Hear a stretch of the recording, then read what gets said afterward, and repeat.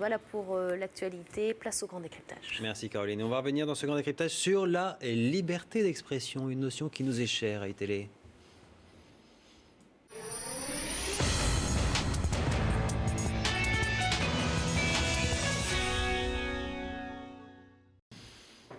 Nous avions tenté ici d'expliquer il y a peu les règles sur le droit de la liberté d'expression et ses limites en marge du procès de Dieudonné. Aujourd'hui, une affaire relance le débat. Elle concerne l'avocat Arnaud Klarsfeld. Bonsoir Arnaud Klarsfeld. On va parler de votre dossier avec maître Julien Fournier aussi, qui est un spécialiste de ces questions de liberté d'expression et du droit de la presse. Sur le fond de l'affaire, alors on va se baser sur la convocation que vous avez reçue.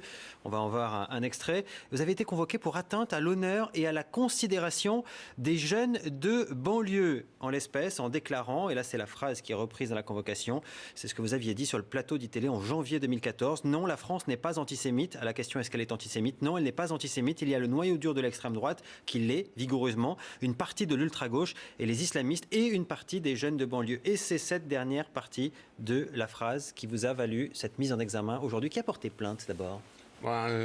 J'allais dire un jeune de banlieue, un quadragénaire, quelqu'un de presque quasi quadragénaire de 38 ans, qui est allé, un partisan de Dieudonné, qui est allé se présenter, qui a porté plainte devant le doyen des juges d'instruction en disant je me sens diffamé. Le doyen des juges d'instruction a transmis au procureur et le procureur, au lieu de mettre la plainte au panier pour absence de base légale, parce que bon, le jeune a 37 ans, j'ai dit une partie des jeunes de banlieue, le groupe n'est pas même constitué, a choisi de transférer la plainte au juge d'instruction qui, lui, est dans ce cas-là obligé d'instruire. C'était en 2014, vous l'avez rappelé, c'était avant que le Premier ministre dise la même chose. Et donc ça montre que le procureur a été prudent. Non seulement il a été prudent, mais il a corrigé la plainte qui était... il y avait un article qui manquait, donc il avait une raison de plus pour mettre la plainte au panier, mais prudent comme le sont parfois les procureurs, avant que le Premier ministre ne s'explique, il a choisi de transférer la plainte. Et donc maintenant je suis mis en examen pour avoir dit quelque chose que répète aujourd'hui le Premier ministre. Alors, atteinte à la considération et à l'honneur des jeunes de banlieue, ça c'est quelque chose de juridique ou c'est nouveau, c'est un ovni? Non, pas du tout. Il n'y a aucun fondement juridique dans la plainte a priori, pour ce que j'en sais, dans la mesure où le droit de la presse protège l'intérêt particulier d'une personne nommée ou identifiable et des groupes particuliers qui sont définis dans la loi, donc en raison, je cite, donc, de l'ethnie, la race ou d'une religion, mais il n'y a pas en tous les cas écrit encore... la notion de jeune de banlieue n'est pas une espèce protégée par le droit pour l'instant, c'est ça? Et pourquoi pas, après tout? Qu'est-ce qui vous choque dans cette plainte si cette personne s'est sentie offensée par les propos que vous avez tenus? Si j'avais dit tous les jeunes de banlieue, oui, mais une partie des jeunes de banlieue, c'est une évidence. C'est une évidence que répètent aujourd'hui les plus hautes sommités de l'État, le président de la République, le ministre de l'Intérieur. Bon, c'est donc ce que vous répétez vous-même à longueur de journée. Mais je l'ai dit avant les autres. Comme j'avais dit avant les autres, et aussi ici en 2011, il y a une vague fondamentaliste qui traverse le monde musulman. Et cette vague touche aussi la France par certains endroits. J'ai été conspué à gauche, peu soutenu à droite. C'était avant les affaires Mera, c'était avant la tuerie juive du musée de Bruxelles, c'était avant le massacre à Charlie Hebdo ou le massacre à l'Hypercacher. Il ne faut pas dire les choses avant. Et en général, certains hauts magistrats, parfois, sont prudents et...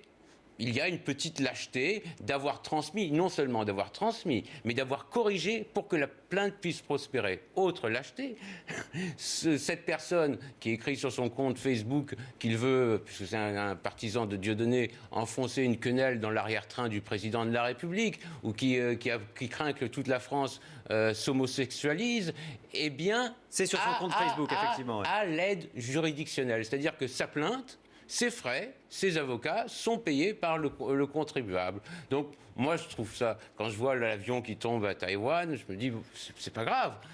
C'est cocasse. C'est cocasse et en même temps, ça enseigne les petites lâchetés de certaines personnes. Vous dites quoi? Vous avez eu 2 convocations au commissariat? 2 fois à la police et une fois au TGI de Nanterre. Et ce qui est drôle, c'est que la juge d'instruction, qui est parfaitement charmante, m'a dit, mais surtout, vous n'en parlez pas trop.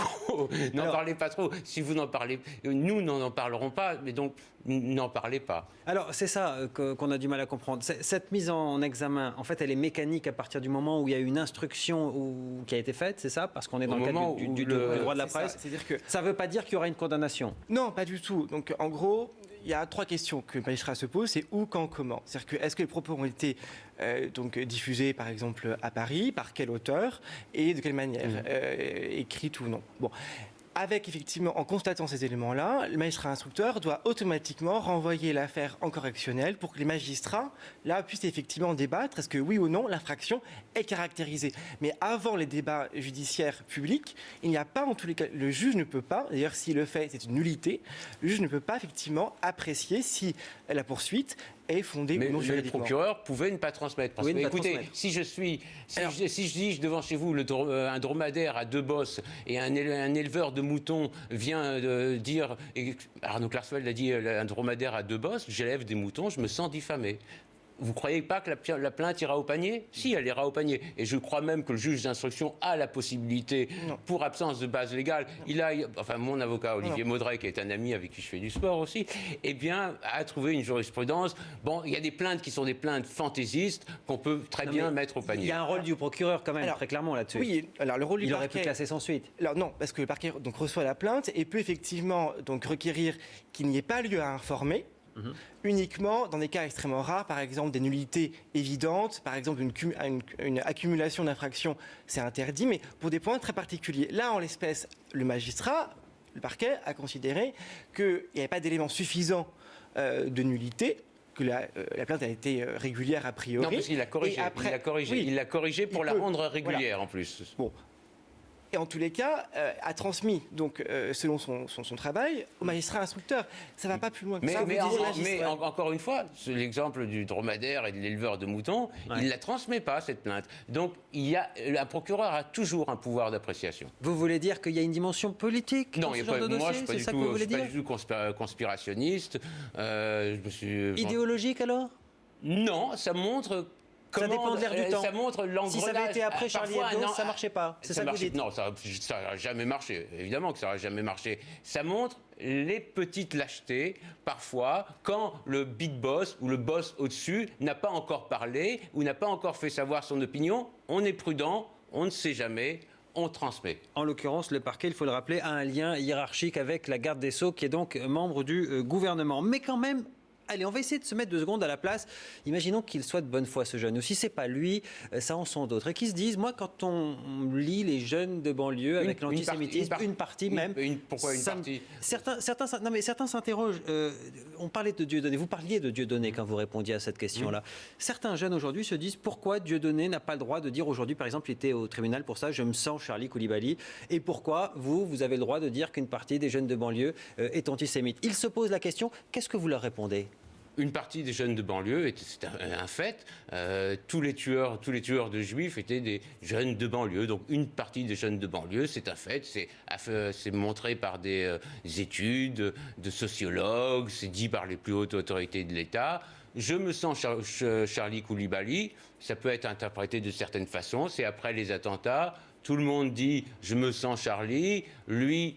Mais il faut prendre aussi, si quelqu'un d'autre l'avait dit, ça n'aurait peut-être pas été interprété de la même façon. Mais là, c'est quelqu'un qui est condamné pour antisémitisme déjà à plusieurs reprises, qui choisit celui qui a effectué, qui a perpétré des assassinats antisémites à l'hypercachère, et il dit « je me sens Charlie Coulibaly ». Bon, c'est au magistrat du siège d'apprécier s'il y a ou non les éléments. La liberté d'expression en France est totale. Vraiment, c'est un très beau pays. Mais il ne faut pas inciter à la haine et il ne faut pas stigmatiser. En disant une partie des jeunes de banlieue étaient antisémites, je n'ai pas stigmatisé, je n'ai pas généralisé et je n'ai pas attisé la haine. Vous validez l'analyse juridique ?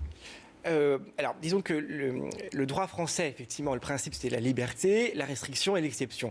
Et alors, il ne faut pas non plus penser que certains ont le droit de tout dire et d'autres rien. Non, les magistrats font un travail extrêmement minutieux d'analyse de chaque propos et chaque personne, chaque communauté, chaque religion est protégée de manière égalitaire, effectivement, en France. On ne peut pas dire que l'un peut tout dire et l'autre non. les magistrats font un travail extrêmement sérieux. On plaide très longtemps pour quelques phrases, 3 mots, 4 mots. C'est un travail extrêmement rigoureux. Alors, dernière question pour vous, Arnaud Klarsfeld. Il était dans l'actualité ce soir. D'ailleurs, la réquisition pour Dieudonné pour cette phrase, c'est 30 000 euros d'amende. On attend le jugement. Si je vous demande, les jeunes qui suivent Dieudonné, sont-ils antisémites? Vous répondez quoi ce soir? Une grande partie, oui, sans doute, oui.